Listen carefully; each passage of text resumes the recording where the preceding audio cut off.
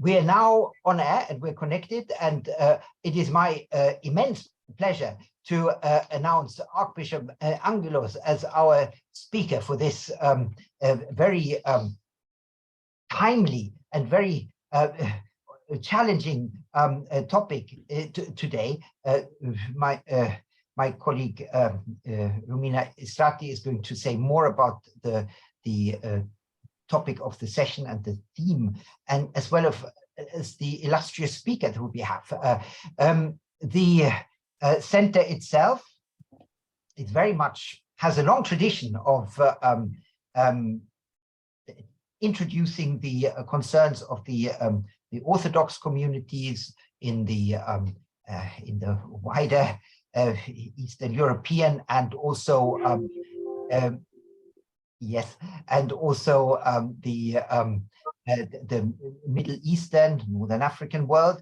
This is certainly very much in the tradition of our center.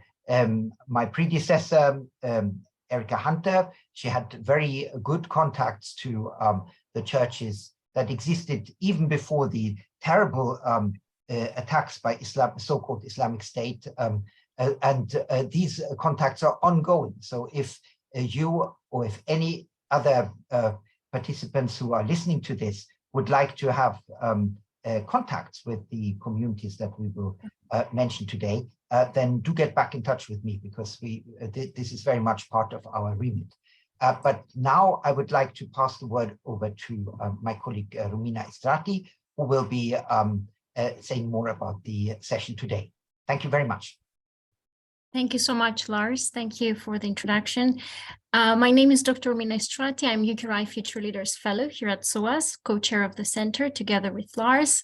I also happen to be the principal investigator of Project Dildil, which means bridge in Tigrinya, and is one of the co-organizer to this event as well, with the center of the SOAS Center for Christianity. For those who are less familiar with the project, we work to promote religio-culturally sensitive responses to domestic violence in Ethiopia and the UK. And today's event is part of our project's commitment also to work with religious teachers and religious leaders, but also theology and theological teaching specifically, to be able to respond to domestic violence and other forms of violence, including conflict-related sexual violence, in humanitarian and other emergency contexts, because as you may know, war-related violence has a direct association with domestic violence, and in fact exacerbates other forms of violence as well. So I'd like to welcome our guest speaker as well, Archbishop Angaelos, and say a little bit about the topic and our speaker. We are really honored to have you with us, Your Eminence, to talk to us about the Declaration of Humanity, which I have happened to have familiarity with. I was in the PSVI conference recently, so I could hear you speak the first time about it. For those who don't know, the Declaration of Humanity was developed by Lord Tariq Ahmad of Wimbledon, the Prime Minister's Special Representative on Preventing Sexual Violence in Conflict, PSVI, with the UK-based PSVI Faith and Belief Leaders Working Group. The Declaration of Humanity focuses on the importance of the role of faith leaders and faith communities in highlighting violations that occur against women in conflict zones. His Eminence, the Archbishop Angaelos, was one of the members of the working group, and he's probably, I would say, the most well-positioned to discuss this initiative and let us know more about it and how it came about. A little bit about the Archbishop's background for those who have not met His Eminence before. His Eminence Archbishop Angaelos is the first Coptic Orthodox Archbishop of London, having served as General Bishop of the Coptic Orthodox Church in the United Kingdom since 1999, and as a monk priest from 1995 to 1999. His Eminence was delegated by His Holiness Pope Theodros II, Pope of Alexandria and Patriarch of the See of St. Mark, to represent the Church in the United Kingdom at the ecumenical and official level as Papal Legate, and thus conferred him with the ecclesial title of Archbishop of London. Archbishop Angaelos is widely recognized for his extensive advocacy work, and as a result, he was conferred the honor of Officer of the Most Excellent Order of the British Empire by Her Majesty Queen Elizabeth II for services to international religious freedom. He specializes in initiatives relating to advocacy, international religious freedom, and development work, and is a member of and chairs numerous local, national, and international bodies dealing with these matters. He is founder and convener of the Asylum Advocacy Group and works closely with the All-Party Parliamentary Group on International Religious Freedom or Belief, and is the founder and director of Ref Semi, if I pronounce that well, the Coptic Orthodox Church's first office for advocacy and public policy. His Eminence was involved in the drafting of the Declaration of Humanity, an initiative, as I said, led by Lord Ahmad, and has taken part in the Protecting Sexual Violence in Conflict conferences in London that I mentioned. I also had the chance to attend. He has visited refugee camps in Greece, Lebanon, Kurdistan, and Jordan, and continues to work tirelessly to promote collaboration across the whole spectrum of his official, ecumenical, and interreligious engagements to facilitate the support of and assistance to those in greatest need and suffering, persecution, and displacement. It truly is an honor to have you with us, Your Eminence. Thank you for finding the time, and we look forward to hearing what you have to share with us. Thank you. Thank you, Dr. Strati and Dr. Lamin. It's indeed an honor and a pleasure to be with you. I've had a long-standing relationship with SOAS for probably almost 30 years, and your department. And in the early 2000s, the head of our church, the former head of our church, late Pope Shenouda III, actually gave a lecture at the Brunei Theatre that I remember very fondly. And we very much value your work across the platforms, and especially now with so much happening in the Middle East and North Africa. There is a lot to cover, there's a lot to say. We've seen upheavals across the Middle East, across North Africa, the Horn of Africa, and in so many places. And I think it's important to look at the countries where there has been trouble, so that we can try to alleviate the pressures that people there are facing on a daily basis that are existential in many cases. And secondly, I think so that we can learn, and so other parts of the world are not similarly impacted or indeed forgotten. So I'm very thankful for your work, and I'm very thankful for the opportunity to be here with you today.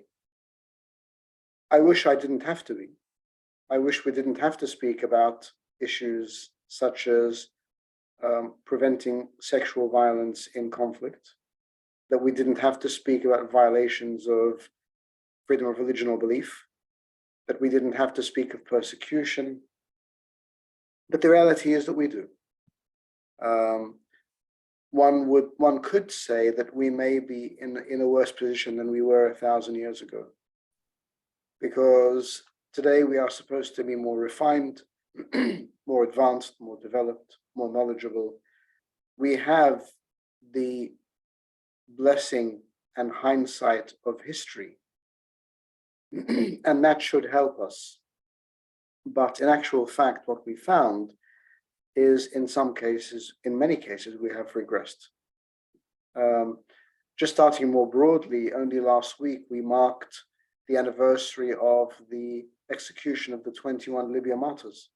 Many of your viewers and listeners now will recognize those 21 men in their distinctive orange jumpsuits being paraded on the beachfront in Libya. 20 of them were Coptic Orthodox, and one was their friend from Ghana, Matthew. And I think that was a particular red line. And so our church, the Coptic Orthodox Church, has now chosen that day not only to commemorate those 21 men, but to commemorate all of our contemporary martyrs, all who have died for their faith, and also those who die for their faith and belief in other parts of the world and from other faiths and beliefs. So I'm very thankful for the opportunity to remember those who have fallen, because it is through their experience and sometimes their example that we learn. On this particular point, it is so heartbreaking that something of such beauty and sanctity is weaponized. a lot is being said now at this current age about sexuality, about gender, about identity. But what is irrefutable is the wonderful gift to a woman of being able to bring forth life into the world. I'm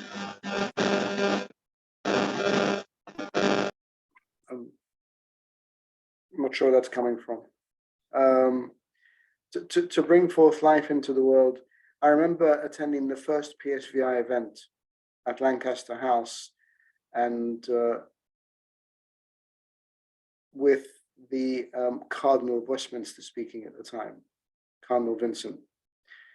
And he said that it was so saddening that a vehicle of life becomes a means of oppression and death. And that is exactly what we see in the weaponization of gender and of sexuality. We see the weaponization of rape. Now, rape in any event is heinous. It is unacceptable. It is a violation at so many levels of the woman or girl who was on the receiving end of that brutality. But when it becomes programmatic, when it becomes intentional, when it becomes a means of submission to not only the woman, but maybe her family, it is even more despicable.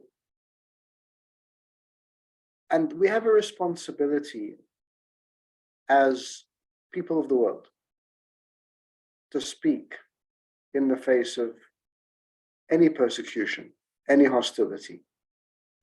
But in this in particular, we have a responsibility because the women, the girls, sometimes the boys, who become victims of these heinous crimes are dehumanized and commodified. They are either placed or sold into slavery or made an example of just so that whoever the party is using it can subdue their villages, their families, their people, their ethnic groupings and communities.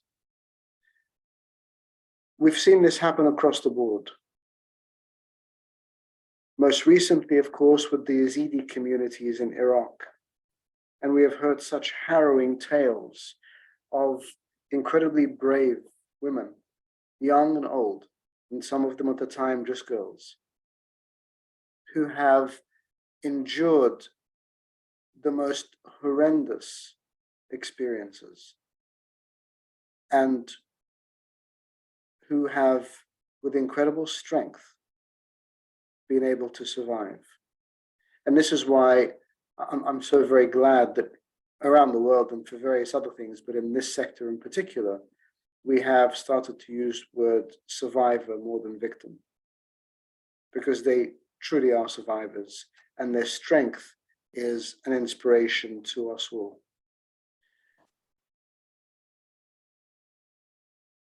When we look at this particular crime as well, there is an increase of the mode of persecution. A vulnerable person, woman, a girl, is first of all dehumanized and dealt with in this brutal way. And then she loses her freedom, as I said, placed or sold into slavery, and starts to live a very different life. And even on the return of some of them, we find a compounded problem. And that is that in some cases, their communities will not accept them. Now, of course, I understand that this would be difficult to digest for any community, for any family. but I still cannot fully understand, I can't still fully grasp how a community or a family that has lost a loved one in this way, and this woman comes back, that she could be rejected because of something that is entirely out of her control. Now, of course, there are three categories of these women. The first are those who are still in captivity. The second are those who have survived and who have given us a window into this world that I don't think any of us living in a Western context could ever fully understand or grasp. I don't think we could understand what it means in the 21st century to be sold. I mean, we look at people trafficking, we look at sexual trafficking, we see that. But to actually have payment of money or favor in return for a human being is something that I don't even think our mind can fully encompass. The third grouping are those who have not survived, those who have died. And we must never forget those either. Through no fault of their own, through no crime of their own, through no choice of their own, they have been commodified and dehumanized and stripped of the sanctity of life that is given to every human being. I'm confident that for someone to be a perpetrator of such a crime, that person must see the person on which it is inflicted as less than human, as less than him or herself, less deserving of human dignity, with less right to live, and less of a recipient of sanctity. And I think this is where the role of religious leaders is incredibly important. When we speak as religious leaders, we speak about sacredness of life across our religions. We believe in a sanctity. As a Christian, looking at the book of Genesis, I read that God created humankind, first Adam, then Eve, in his image and according to his likeness, and gave them that image and that likeness that dwells within them. And as they are the beginning of all life, that is shared by everyone. This was before the presence of human religious practices or affiliations. This was just God's creation. And so it pains me to see in religious contexts that this kind of behavior is not only tolerated, but it is actively used and justified through religious texts. That causes me incredible pain.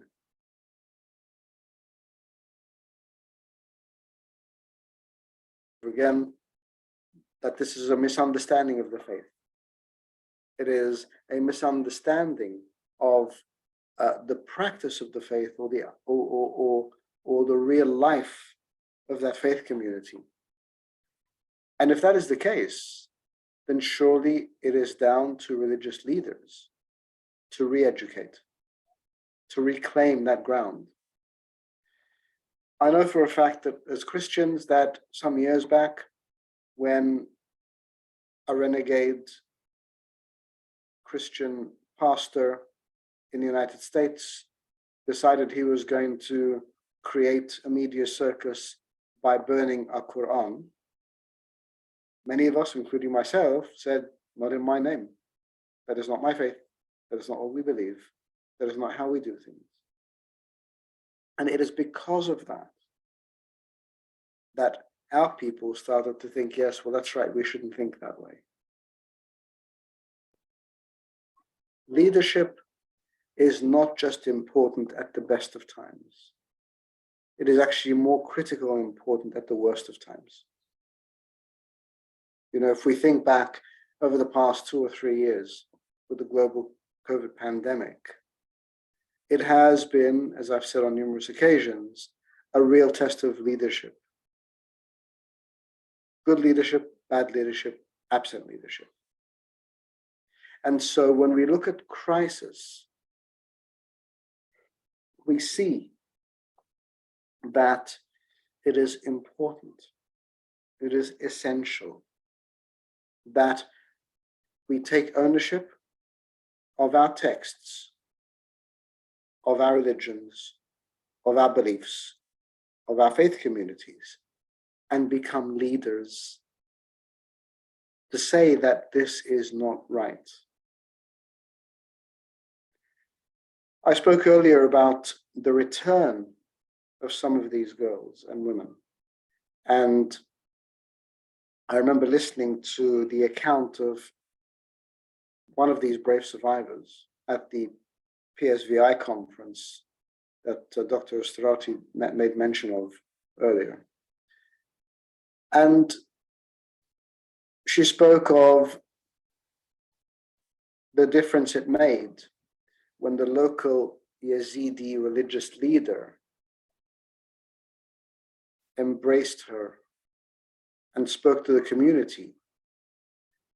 And because of that, she was accepted. It was still difficult. It was still a challenge. It was still a crisis, but at least she had that support. And I remember I don't know if you remember this, but at one point when she got up to speak, she said she had apologized to the community. And I could not hold back, but actually asked for the microphone while the session had finished, and stressed that she had absolutely nothing to apologize for. What did she possibly have to apologize for? For being a captive, for being a slave, for being raped over and over, for being dehumanized? What was she apologizing for? In actual fact, in her words and in her example, and her strength and her vigor and her resilience, she was an inspiration. She was an icon of strength, this young Yazidi woman who I'd never met before. But she demonstrated what it meant to be strong in the face of affliction. The Declaration of Humanity is a very important document. And I was very honored to have been involved with it from the start at the invitation of my very dear brother and friend, Lord Ahmed of Wimbledon. And I was then the drafting committee and,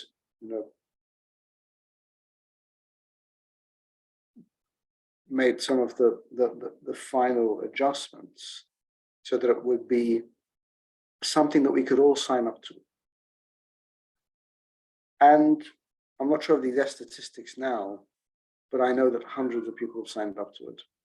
Faith leaders, religious leaders, advocates, just individuals who have heard about it. But what it did do was it demonstrated the responsibility of religious leadership in a context like this.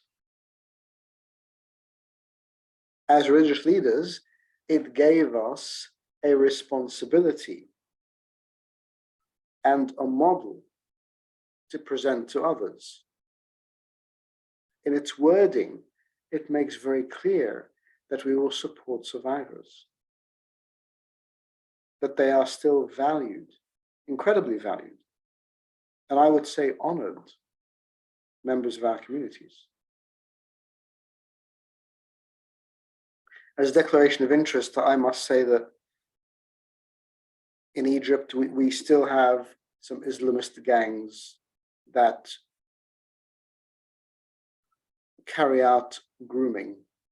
Not grooming as we've seen here in the United Kingdom with prostitution, but grooming in taking vulnerable girls and women and engaging them romantically, getting them involved in relationships, having them convert to Islam, and then either casting them aside or the girls then escape.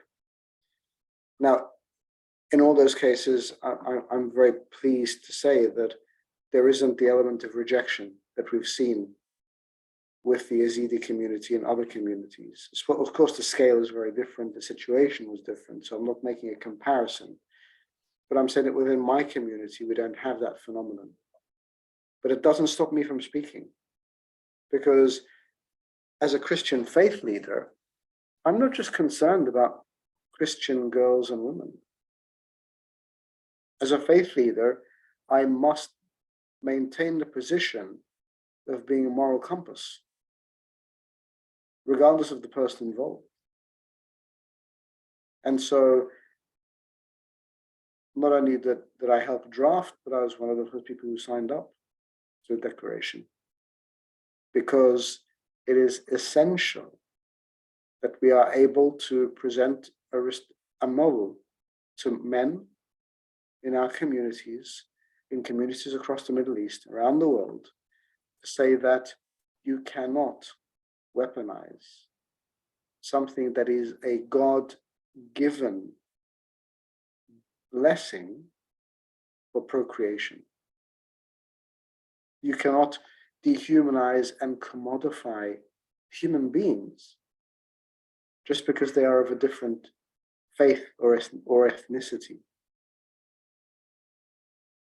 I would hope that any religious leader anywhere in the world would categorically refuse that kind of thought. I would hope that any religious leader in the world would categorically say no to the use of sexual violence in conflict, under any means, under any situation, and for any reason.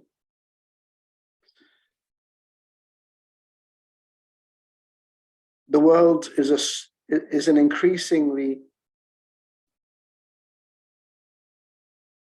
smaller place these days.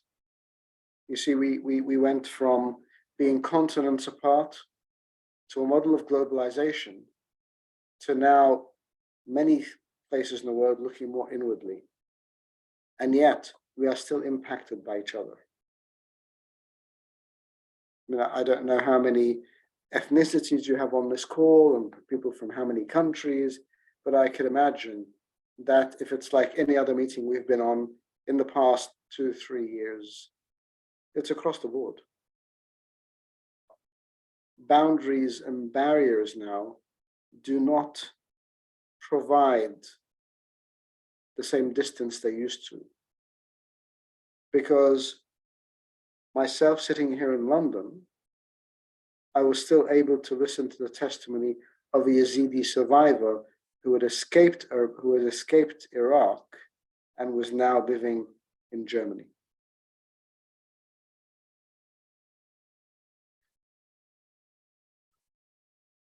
And the suffering of people is not localized. Because again, 50 years ago, I suppose a Coptic Christian like myself would have been born in a village in Egypt, would never have seen anyone any different.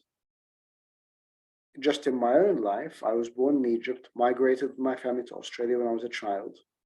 I grew up there and finished my education, went back to Egypt to join the monastery, and I've been here in the United Kingdom for over 30 years. And I'm sure that is not just my story. I'm sure if we look across people on this meeting, that is a repetitive story. And so we will run into people who have been on the receiving end of this heinous treatment, and who are people against whom these crimes have been perpetrated. I pray that we continue along this process, because as we know, people have a very short attention span. Of course, the war in Ukraine is incredibly alarming, but it seems to have taken a lot of the attention away from other places of conflict around the world. And so I pray that through initiatives like this, through this platform, through these opportunities, that we are still able to speak of, remember, and advocate for people who are still suffering today. Just because we don't hear about them at the top of our news feeds doesn't mean it's not happening. It's still happening. There are girls who are still missing, and there are survivors who are still coming forward. And so I thank you for this opportunity and for being able to share these thoughts and to keep in our minds, in our attention, in our consciousness, those who are still suffering in a way they should never, ever be suffering in the 21st century. Thank you. Thank you so much. Very powerful speech. Thank you so much, Your Eminence. I think I'm personally affected hearing you speak. It's a very emotional topic as well. I've been for the past 2 years, I was based in Ethiopia, and of course, Ethiopia has also experienced conflict, and you know, women are oftentimes I don't want to use this term, I don't really like it, but it's that collateral damage that politicians often forget to think about. And I appreciate that you raised this. Whether we're women or men or boys or girls, we are all human. And I think this is the message that we want to, you know, the message that we want to come across today, that we have to think as one humanity. And I truly appreciate what you said. Thank you so much. It's very emotional for me. I have a couple of questions to start the discussion with, but before I do so, perhaps Lars, you want to say a few comments, and then I can start the conversation. Yes, I appreciate very much the words that you said towards the end, namely that this is not just focused on a particular ethnic group or religious community, but this is something which affects, which may affect all of us, but where all of us take an interest, because we do come in urban societies from the whole range of groups where conflicts take place, or where conflicts have taken place in human memory. And if you, I'm a historian, so I look at wars which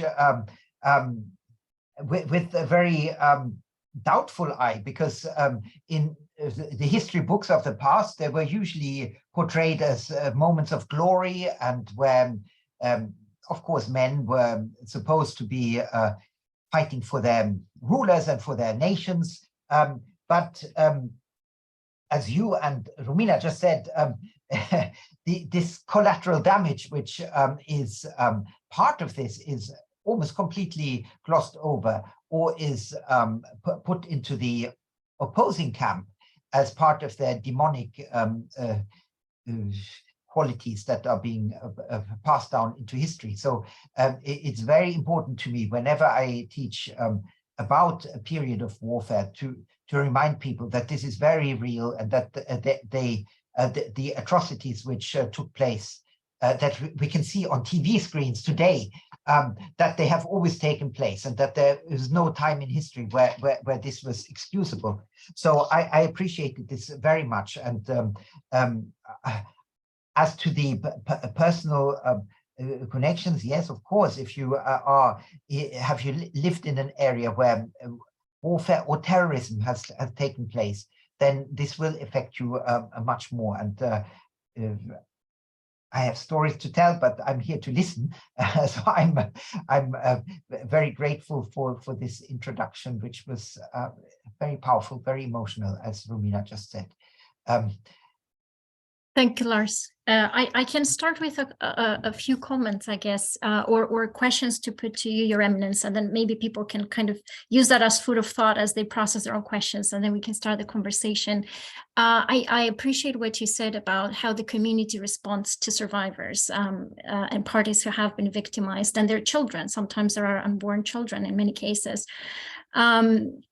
But oftentimes survivors themselves, because they happen to be religious and have religious beliefs, might actually kind of not perpetuate necessarily self-victimization, but they have these very inherent religious beliefs. I myself, I'm a religious woman, and I know that, oftentimes because emphasis is placed, at least in the cultural experience of a religious tradition, on chastity and purity, oftentimes survivors feel that perhaps they are I don't know what the term would be, but maybe not as acceptable as they were before because someone violated them, or they're not pure before marriage if they happen to be young girls and so on. So I wonder what your thoughts would be on that and how the Declaration of Humanity speaks to those concerns of the survivors themselves. And then the second question would be something as a food for thought, again, maybe something you can address later. Obviously, we know, and I work with in religious systems, with theologians and religious scholars to respond to domestic violence. And sometimes when you talk about domestic violence and you train clergy on domestic violence, there's some what we call interfaith elements.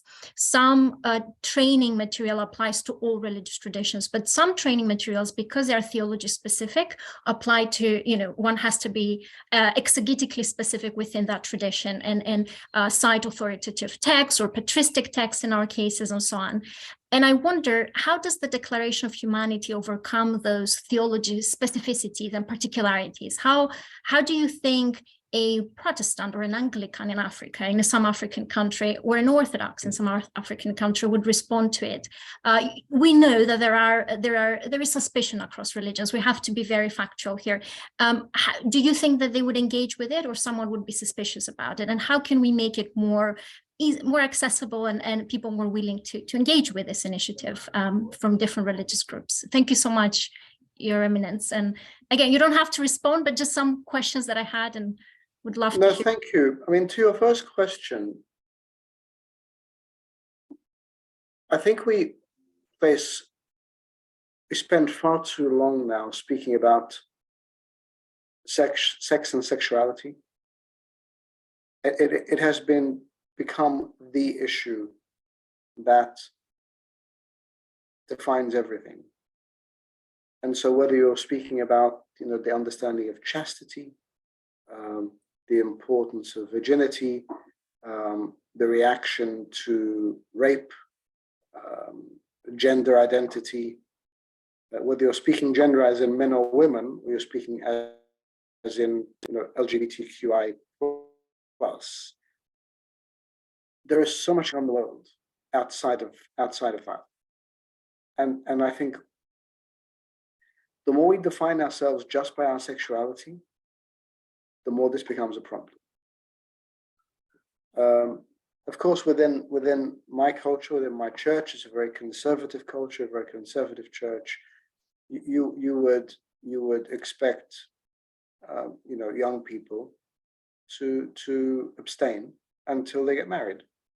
And in many cases, they still do. But in some cases, they don't. And I think the issue is, as long as we're dealing with people out there, it becomes much easier to deal with. So if I'm speaking of people out there who have been raped, or out there who have lived in a particular way sexually, or out there, I can become very judgmental sitting here and just pass judgment. For myself as a clergyman, the minute I start to deal with it pastorally, recognizing that's not just happening out there, it's happening in my community, then the way I deal with it is going to be different. The way I address it will be different, because it's very easy to just deal with people as if we don't have to deal with this. It's not my community, so why would I have to deal with it? But if we have any semblance of honesty and reality, we realize that there isn't a single problem, not a single problem that is only present in one community or that is not present in every community. So I think that would be my take on that, that we need to look at human beings as meaning a lot more than just their sexuality or their gender. And again, for communities like my own that would take a very conservative view of gender and sexuality, it seems like it becomes an issue when there is no issue to be had sometimes, and yet it becomes front and center. And I think that in itself creates a little bit of resistance. To your second question, I do think, yes, when we're dealing with the human fraternity, the Declaration of Humanity document, of course there was distrust at the beginning. There was a lack of clarity, who's signing, who's not signing, and that's always the case in any of these documents across the board. That is going to be the case. Everyone is looking at who's going to sign first, and I'm the same. I'm asked to put my name to many things, and sometimes my question is going to be, who else signed them? Who else is there? Who else is supporting it? And there is that at the beginning, but once it builds up momentum, then people start to be accepting and look at the issue for what it is, rather than what we politicize it to be. And at the UK, the Ford Ministerial, which happened before the PSVI conference last year, I was on a panel about the declaration as well. And my challenge to people were, okay, if you don't want to sign it, tell us why. Which part of this declaration would you disagree with? If we weren't speaking politically and strategically, if you were to read each of these bullet points, which of those would you say, no, I'm sorry, I can't sign up to that? And I think that's really important, because sometimes there's no reason, except that I need to take the lead. I need to do what I'm doing. That. And it becomes much more about the logistics than it is about the actual issue at hand. So if anyone is going to be against it, I would send the same message of, well, why not? You know, tell us why not. What would you disagree with? So that those are just some very long thoughts to very brief questions. Thank you so much. I see Joe. Joe, would you like to open your microphone and ask directly? Hello, everybody. Good afternoon. Good afternoon, Your Eminence. I'm also profoundly emotionally affected by listening to you speak. I'm a gender activist from South Africa, and I live in London, and I don't live in South Africa anymore, but I was raised in that war-like environment. And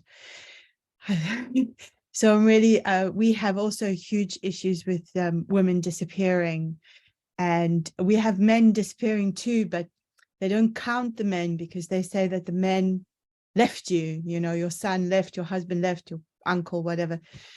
So actually, while we have some figures for women, we have none for men, which I find alarming myself. But what I want to ask you about now, and I hope you don't mind, is these markets of women being sold.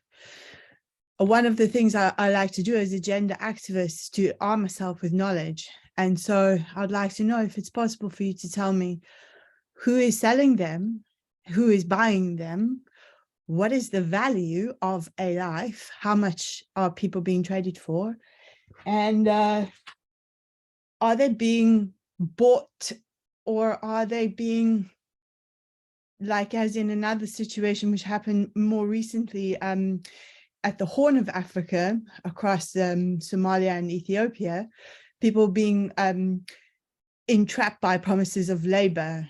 Is it that kind of movement that you are referring to? I'm sorry to ask such an economic and practical question. No, thank you. I mean, I don't have the answers to all of those questions. What I can say, though, is that the kind of violations we are speaking about are not, promises of romance or work or anything like that. There are people who were taken captive and were then enslaved. And some of them were kept enslaved and some of them were sold on. Now, what we have heard about the selling on is it was at the time the caliphate that was selling them, the so-called Islamic State at the time. And who was buying them, I really don't know. I can't imagine a mindset that would be doing that, but they were sold mostly as domestic slaves or as sexual slaves. And it's heartbreaking to think that you're speaking of girls, children, who fit in that category as well. It's a very different world to what we should be living in. I couldn't agree more. And actually, tragically, and I don't know what it is, but I do know that on the internet at the time, there was a price list put up.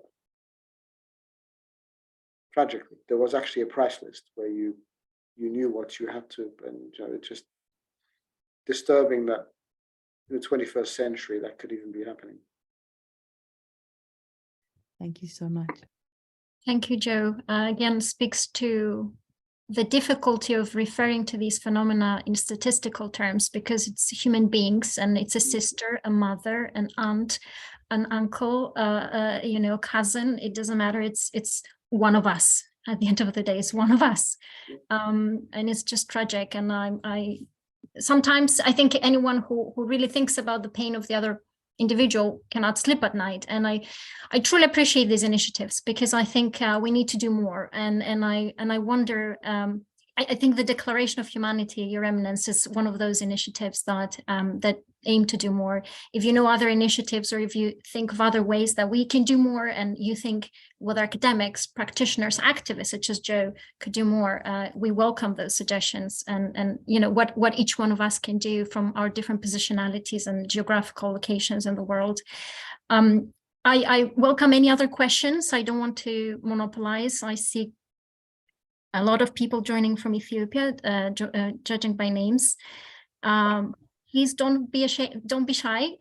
You can ask questions. It's a very intimate group today, which is a great benefit. We can ask as many questions as we can.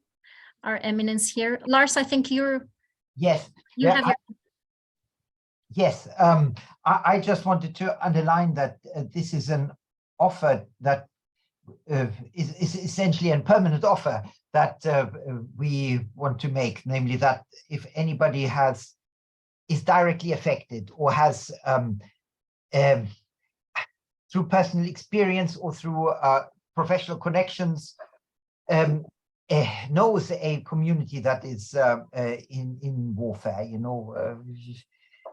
then they can get in touch with us, and we can try to help. I mean, this is part of our function here. It's not just theoretical academic material. This is really to help. Thank you, Lars. Thank you. Anyone else with comments or questions? You can also post them in the chat if you don't want to speak. We understand that not everyone feels comfortable speaking. Yes, Joe, I think you have another comment. Go ahead. Thank you so much. Yes, I also wanted to just ask about the role of religious leaders in helping communities to deal with returnees, because this is something that's come up several times in the literature. I'm a literary theorist, sort of accidentally in the world of religious history, but it's come up in a lot of them literatures that I've worked with, which I like to call liberatory literatures, you know, from Sierra Leone and from Nigeria and countries in which people have been like abducted and then returned, Somalia as well, and Eritrea. And the communities themselves don't have the wherewithal to absorb people back again. And I think that's because they're so terrified of the enormity of the crimes that have been leveled against the survivor, the victim, the person who's returning. And I just wondered, you know, is there something that theologians or religious practitioners particularly can bring to the table to sew that together? Because communities, whilst they may not have been abducted, are not foreigners to the same level of fear and intimidation and, you know, and trauma of a different type. And I think that is what for me would be really important. Yes, thank you. I entirely agree. I don't know if you missed the part where I was speaking about that, but I did speak about that earlier. But I think, so for instance, within Christianity, those of you who might be Christians or are knowledgeable of Christian texts will know the story of the prodigal son. This is a very important story of someone who makes a total mess. He wasn't even a victim or a survivor. This was his choice, walked away, and yet was accepted. And this was a symbolic story, of course, but he was given the cape which covered up his shame. He was given the ring of sonship to say, you are still part of my family, and was rejoiced in because he had returned. And I think, I have no doubt that these communities would have gone through immense pain when they thought their loved ones had lost their lives. And so that is the feeling that must be held on to when they come back, because their mere coming back in any form is a miracle and is totally unexpected. And I think that is what we need to hold on to.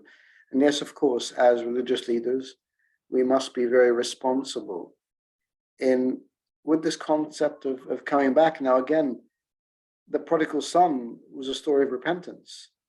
These women and girls have nothing to repent for. They have done nothing. They have done nothing. And yet, even the one who has fallen short and needs to repent is welcomed. So, how much more for people who are entirely innocent and have never done anything to contribute to the situation they find themselves in? Thank you, Joe, for asking that, and thank you, Your Eminence, for these humanizing language. I think we need to humanize language, and you know, as Christians, again, myself, I'm Eastern Orthodox. We should look at the dirt in our own eyes, and not you know, what we perceive as dirt in our brothers or sisters, you know, lively existence, and it's really about how can I say, empathy, being empathetic to everyone, and being accountable to yourself. So thank you for reiterating that. There is a question posted in the chat by J.A. I don't know the full name. When it comes to having a dialogue with the families of the victims to accept their family member back and not see them as damaged goods, in quotations, what sort of language is more effective? A humanistic universal language, or do they only respond well to religious references and scripture? Excellent question. Thank you so much, Jay. Thank you for that question. I think it's a combination. I think it can't be so lofty as to just be theology, but it can't completely avoid the language of spiritual understanding. You know, if you know, in Christianity and in many other faiths, you talk about forgiveness of others, love, acceptance, hospitality to the stranger. What about our own children? And when I say our children, I'm talking about, as a Christian clergyman, about Yazidi women. I would consider them my children as well, my daughters. You know, how do we see them in a way scripturally, theologically, as I've said over and over, the image and likeness of God, with a human dignity and a sanctity of life connected to them. I think that's incredibly important to maintain that language. So of course it has to deal with the social implications, but it has to speak to the heart of the faith. And what we have to realize is, although a lot has been said here in Britain about, the falling number of people who affiliate themselves with religion, it's a well-known fact, over the last few years with statistics, that 80% of the world's population sees itself as having some sort of religious belief. And so that makes a difference.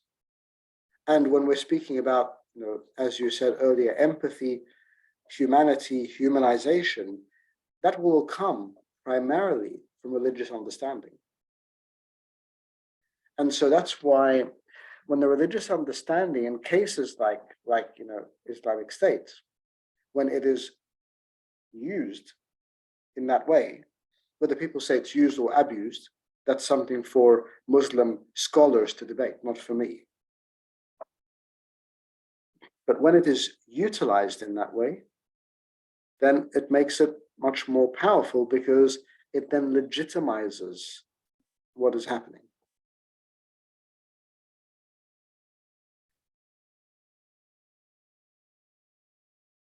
Thank you, Your Eminence.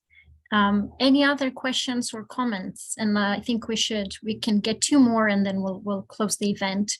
I'm sure, Your Eminence, you're very busy and you have other responsibilities to attend to. But this is an opportunity for anyone else to raise questions or comments. And again, you can post them on the chat if you don't want to speak, or open your microphones. We understand that. While you reflect and everyone reflects on your questions, I was listening to you again, Your Eminence, and I guess your response that it's a combination of spiritual but also practical language and sociologically informed language. I guess when we respond to these phenomena, I think it also reflects our multidimensionality as human beings. We're both spiritual, we're also biological, we're also psychological entities, socialized within our being and existence. And when we, for example, provide training to clergy of the Ethiopian Orthodox Tewahedo Church in Ethiopia as Project Dildil, we work through the Ethiopian Orthodox Church and the infrastructure that exists, using again references to Ethiopian Orthodox patristic texts and so on. The importance that we place emphasis on the spiritual theological education of the clergy, which everyone has questions, emerging questions, and always needs to reflect and how can I say, exercise that theological acumen. We all need to always learn, right, and ask new questions. But we also place emphasis on trauma sensitive training and safeguarding. And I wonder again how the Declaration of Humanity, which kind of invites clergy and religious leaders to take this responsibility, should that be combined with additional training, or preparation for the clergy, for religious leaders to really be able to meet its expectations, if that makes sense as a question? Absolutely, and it's not every person who is going to be able to deal with this. So, I mean, not every doctor can oversee every specialty. Not every lawyer can oversee every manifestation of the law. So not every clergyman is going to need to be fully versed in trauma counseling and trauma healing based on, prevention of sexual violence. But at least if there are some people who are, and I think what it needs is a collaboration between clergy and laity, and I mean informed laity, counselors, psychotherapists, who can work together, because it is a holistic exercise. As you said earlier, we are complex creatures. The scriptures tell us that God has created us an intricate unity. We are intricate. We're very intricate. We don't even know how we work most of the time. Why our emotions are the way they are, why our reactions are the way they are, but they are. It's a reality. And so there needs to be a holistic, multidisciplinary approach to this kind of healing. It does need healing.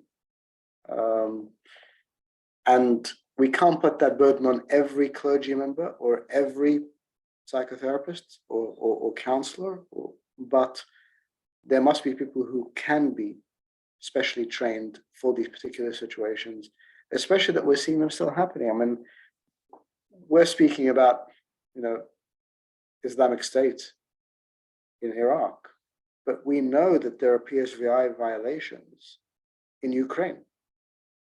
We know that it's happened in Tigray, and so on and so forth. So it's not an isolated event in one part of the world, but it is something that needs to be addressed more holistically. Indeed, it's not religion specific or culture specific or geography specific. It's a universal global issue. And we have to think that something you said before, Your Excellency, about violence, that violence is routine. We don't see it. It's something, it's part of our lives. It's, of course, there's the war-related violence that is more blatantly visible, but that violence is, then kind of exacerbates other forms of violence. And we oftentimes use a feminist approach which sees violence as a continuum. It changes forms, it has other consequences that we don't consider or think about. And I think that speaks to what you're saying about the multidimensional response. I also see- But I also, just if I can take that forward and say that that's absolutely right. It's not just in one faith community or one culture, but in contemporary history, there has only been one religious justification to that practice, and that has to be addressed. Yeah, that has to be addressed. I see what you're saying. And I think it's important because I have many Muslim friends and colleagues who are totally mortified, but I keep saying to them, there has to be a counter teaching to say, no, this is not what the scriptures say, or we need to nuance the understanding of the scripture. But we can't just say it happens everywhere. I mean, I did an interview on BBC last week when there was a program and they wanted to interview me about the 21 Libya martyrs. And the first question I was asked was, yes, but I mean, Christians have done that as well, haven't they? Yeah. I said, well, I mean, humanity is broken, but I can't imagine a Jewish survivor of the Holocaust coming on an interview and being told, well, the Jews have done things, or a Yazid or a Rohingya or an Uyghur Muslim being asked and said, but Islam does this. And so I think Christianity has become a bit of a soft target to say, yeah, but the Crusades, well, a church like mine actually suffered from the Crusades. Yeah. And the Crusades were never justified theologically or scripturally. They were purely political. So, and the Crusades were 1,000 years ago when we knew a lot less and we were not as refined or as understanding of the world. So we can't constantly balance things out. And if we're going to address this phenomenon, it has to be addressed specifically in different parts of the world because there are different impacts. Absolutely, in context-specific ways. So I think you're absolutely right. Every community has accountability to look inwards and consider those particularities that might become conducive or deterring, in those situations. And I appreciate you making the differentiation in terms of, histories of Christianity. I come from Eastern Orthodoxy. The Crusades contributed to the fall of Constantinople, Eastern Romania as we know it. And so it's a very different history. And this is what we're trying to do through the seminar series, to increase literacy, religious literacy, because we do understand in the Western epistemological framework, there is a tendency to make everything look similar and equal. But actually, yes, well, of course, we want everyone to be equal in each belief system, to be respected to the extent that it respects the dignity of everyone else, right? So this is a very sensitive conversation, but it's important that we ask those questions and we can have honest conversation. And it's in the spirit of tolerance and understanding as opposed to criticizing each other. So I appreciate Your Eminence for saying that. But can I also say, I also would hope that we stop using the word tolerance. Interesting. Because I certainly don't want to be tolerated, I want to be accepted. And as a Christian, I should not just tolerate others, I should love and accept them. So tolerance is a very low bar, but it's a word that we've been using. And I know that's not what you meant. But, so this is my opportunity to have a rant with smart academics who are going to listen to me. I may never be asked to come back, so that's fine. But I think it's just important to have that voice there that makes us think of what we're saying and how we're saying it. Absolutely, we welcome it. There was another comment that by Mesfin Workne, who said, how is it important to establish psychological and professional units, maybe supported by religious leaders, to educate people on the consequences of sexual and gender-based violence? Thank you. It's incredibly important. And I, as I was saying, in some of those communities, religious leaders have an authenticity and legitimacy that means they are listened to. Again, we often measure from a Western context of says, well, who's going to listen to a religious leader anyway? We know for a fact that in many parts of the world, probably 80% of the world, religious leaders on the ground sometimes have a much greater legitimacy and reach than political leaders or advocates or anyone else. And so if we are able to have that shared approach, because while recognizing their reach, we must also, and I speak as a clergyman, we must realize our limitation. You know, the wonderful thing, you said you're Eastern Orthodox, the wonderful thing about priesthood and Orthodoxy is you are supposed to understand everything. Everything. Any question someone comes to you, you're supposed to be an authority and be able to understand it. And it's taken me decades of being here in the UK to say, actually, no, I don't, and I don't need to. But I surround myself with people who do. And so I both learn from them, but I also pass things on to them when I can't deal with them. And I think it's very important to do that. Thank you so much. If anyone wants to follow up on that, maybe Ms. Finn, you'd want to follow up, you're welcome to. But actually, that was one of our findings from our training series that we conducted with clergy. That and also we had a conference with a lot of Ethiopian colleagues, religious leaders, clergy activists, people working in domestic violence, gender-based violence. And one of the findings of that report and the roundtable we held is that religious leaders should feel comfortable to say, I don't know, which exactly speaks to what you're saying. It is so liberating. It is so liberating, because then I can actually bring people who do know. So when I was preparing for today, Ref Semi is our advocacy office. And to explain to you, the word Ref Semi is a Coptic word for advocate.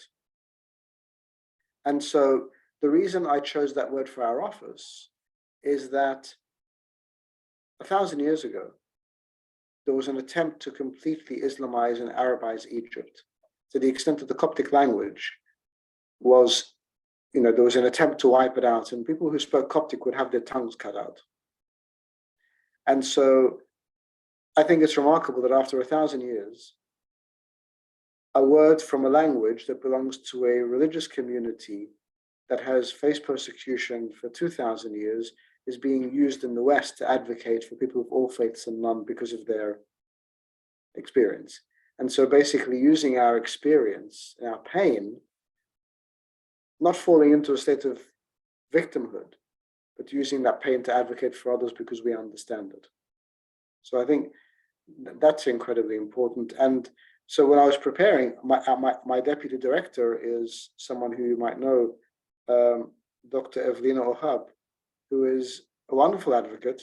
She is incredible. And I said, Evelina, please help me out, because she's been involved with me. Send me some notes so I know, and so I combine my notes with her notes, and here I am. And so that model in Refsemi, where you have an Orthodox clergyman who has a foot very firmly in the Middle East, but very firmly in the UK, working alongside an Eastern European academic expert on genocide, who brings that to the table. And that is the enriching part of it. Absolutely. Thank you so much. I think we can give a round of applause to you, Your Excellency. Thank you so much for your contributions. I think we're going to close now. We've kept you for very long, but we would definitely invite you again. And you know, I think we can debate a lot more deeply if we have the right context. And maybe in the future, Lars and I want to have a physical event. We held this online to be able to make it possible for more people to join, but we'd love to have you there. Thank you so much on behalf of everyone. Lars, I'll pass the last word to you, and maybe you can pass it to the Archbishop to close. Thank you so much. Yes, whatever your views may be, don't be afraid to step into the academic world. We will be tolerant. We will welcome you warmly. So there's nothing to be afraid of. Anyway, I enjoyed is not the word. I got so much out of this, and I think the recording which was made is going to be available to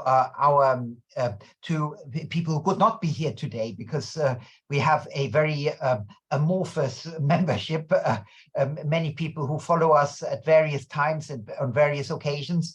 And of course, as I said, due to the emphasis that we have been giving on the on Eastern Orthodoxy, but also on the Coptic Christianity over the years, we have many listeners who will be very interested to listen to your comments. So thank you very much, and I very much look forward to seeing you here in person.